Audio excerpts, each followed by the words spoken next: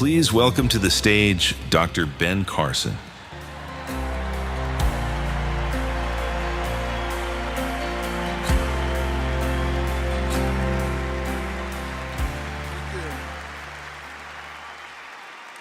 Thank you. It's wonderful to see so many people out here for such a sad but also a wonderful purpose. You know, we at the American Cornerstone Institute grieve with everyone as we think about the loss of our friend and partner, Charlie Kirk. But did you hear a political figure last week saying that Charlie Kirk was ignorant because he didn't have a college degree? I've seen him run circles around people with college degrees.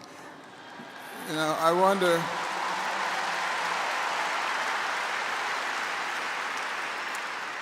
if that political figure realizes that most of learning in life comes outside of the classroom.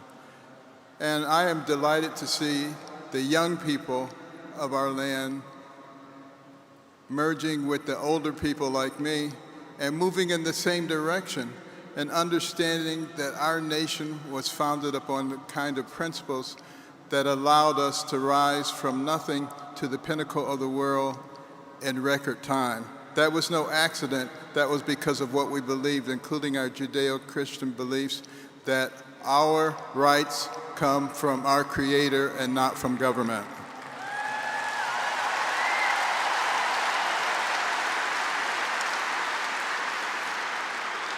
Now, for many decades, there have been people who are trying to fundamentally change who we are. And there was a man by the name of Cleon Skousen who wrote a book called The Naked Communist in the 50s. And he exposed the things that were being done by the Marxists to gain control of our country. Such things as gaining control of the public education system and the teacher unions so that you could infiltrate and indoctrinate our young people. It was a radical leftist who said, give me your children to teach for 4 years, and the seed that I sow will never be uprooted. That's what's going on. They also had a goal of gaining control of the media and Hollywood so they could change the culture in America, making sexual perversion normal, natural, and healthy. And speaking of that, pushing God out of our society and changing the gospel to the social gospel. Have you noticed that a lot of preachers don't want to talk about what's in the Bible if it's counter to the social gospel? Well, I challenge the ministers out there to talk about what the Bible says and not what the leftists say.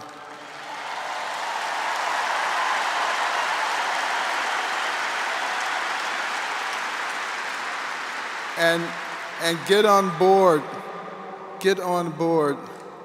of the revival that is coming. We are not going to be able to stop it. You see evidence of it right here in the stadium. We're all going to be a part of it. I love the fact that Erica is going to take over, and we're going to grow the Turning Point to a very significant level.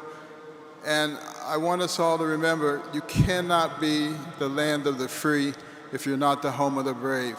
You got to stand up for what you believe in.